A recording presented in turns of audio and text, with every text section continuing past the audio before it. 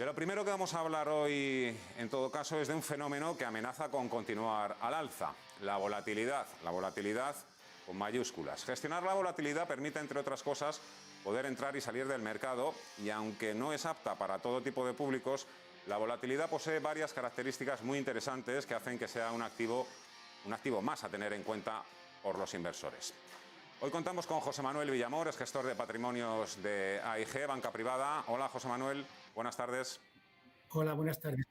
La volatilidad forma parte de los mercados financieros prácticamente desde el primer día de su fundación. Tiene muy mala fama, pero hay inversores que la usan como alternativa e incluso como oportunidad. ¿Por qué? Bueno, realmente la volatilidad para los mercados financieros se conceptúa como la variación de los precios de los activos, ¿no? La fluctuación de los precios de los activos. Entonces se identifica que una volatilidad alta tiene una mayor esperanza de rentabilidad, pero también un mayor riesgo, porque esa esperanza de rentabilidad puede ser positiva o negativa. Realmente los mercados financieros necesitan de volatilidad, ¿no? Es verdad que hay ahorradores más que inversores que lo que buscan es precisamente que no existe esa fluctuación de precios, pero los inversores que lo que están buscando a un plazo determinado es una rentabilidad alta, necesitan que esos activos se muevan.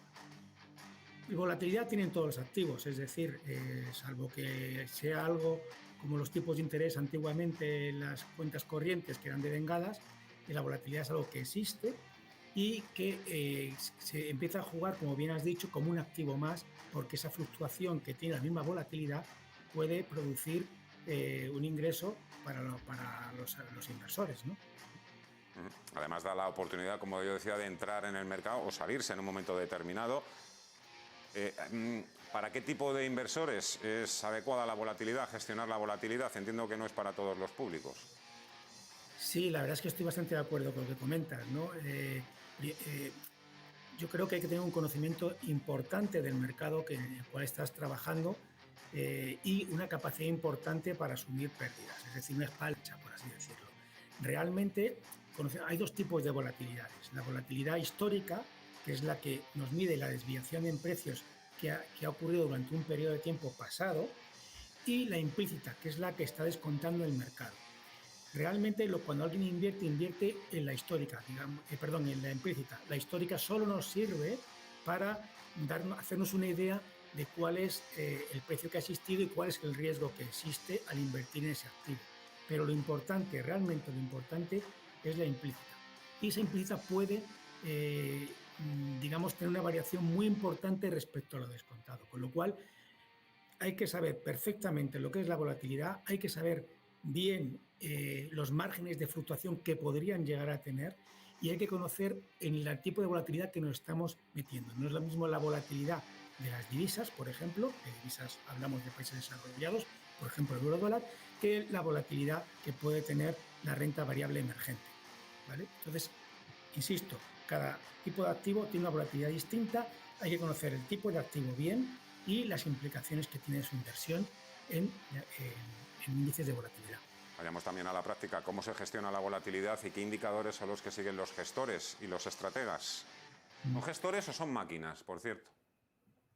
Pues hay un 50-50, podemos decir, ¿no? Es decir, realmente los gestores realmente son los que tienen posiciones explícitas en volatilidad implícita, ¿de acuerdo? Es decir, los que la valoran, los que compran, venden la volatilidad, pero es verdad que muchos lo hacen a través de máquinas, de algoritmos que nos dicen en qué momento hay una desviación importante respecto a la media o cualquier tipo de algoritmo que nos puede indicar que es un momento oportuno, ¿no? Entonces, realmente, ¿cómo se gestiona la volatilidad? Bueno, pues nos fijamos normalmente vía opciones, qué volatilidad implica estar descontando el mercado. Si consideramos, normalmente tiene una curva positiva, es decir, cuanto más plazo, mayor volatilidad con respecto al momento actual, y eso es lo normal, no siempre, pero insisto, es lo normal. Y entonces, bueno, pues se gestiona en función de las expectativas que tengamos de mercado. Por ejemplo, si creemos que una noticia como puede ser las elecciones americanas en el pasado van a implicar un movimiento importante del mercado y sin embargo el mercado está descontando una volatilidad implícita relativamente baja o parecida a la media histórica, bueno, pues puede ser una buena oportunidad de comprar esa volatilidad. ¿Qué productos existen en el mercado? ¿Puede dar algún nombre? Pues mira, existe todo tipo, ¿no? Yo creo que hay dos tipos que a la hora de gestionar la volatilidad hay que tener en cuenta dos cosas. La volatilidad por un activo subyacente como tal.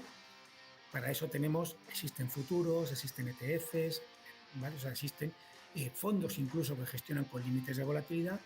Y luego está la cartera, es decir, para mí lo importante es la volatilidad total de la cartera. Y para ello puedes buscar activos que estén descorrelacionados unos con otros, con lo cual la rentabilidad-riesgo se puede optimizar y la volatilidad bajar, ¿no? Es decir, cuando decimos rentabilidad-riesgo llamamos a la volatilidad. Por ejemplo, históricamente los bonos era una buena forma de compensar la renta variable. Ahora con las rentabilidades negativas que tienen la mayoría de ellos, bueno, pues eso nos puede pasar a un segundo plano. Pero el oro es un activo que suele tener cierta descorrelación con los activos tradicionales y, sin embargo, al ponderarlo adecuadamente en una cartera puede disminuir la volatilidad total. Entonces, lo que tenemos que intentar es gestionar la volatilidad a nivel cartera y no tanto a nivel subyacente. La pregunta del millón, ¿cree usted que la volatilidad seguirá subiendo?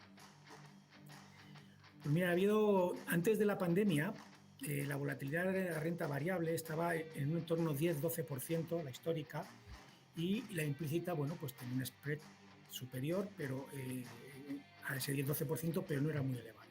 Ahora nos hemos estado en un bloque en torno al 20%, ¿vale? Es decir, te das cuenta que en el futuro puede la bolsa subir o bajar en torno a un 20% con un 66% de probabilidad, ¿vale? Entonces, realmente, en mi opinión, estamos ahora mismo en un estado tan de complacencia que sí, que la volatilidad podría subir perfectamente. El mercado lleva subiendo más de 2 años y medio aproximadamente. No ha habido ninguna caída importante, llevamos caídas importantes, correcciones mayores del 20%, pero ni siquiera ha habido correcciones en la renta variable superiores al 5% desde marzo del año pasado. Entonces, para nosotros esto significa que estamos cerca de un escenario en el cual debería haber una corrección. Y las correcciones casi siempre suelen llevar asociadas incrementos de la volatilidad. Muy interesante todo lo que nos ha contado, cómo gestionar la volatilidad. El mercado ya vemos que se puede comprar y vender prácticamente de todo. José Manuel Villamor, gestor de patrimonio de AIG Banca Privada. Ha sido un placer, muchísimas gracias, buenas tardes y hasta otra. Muchísimas gracias a vosotros.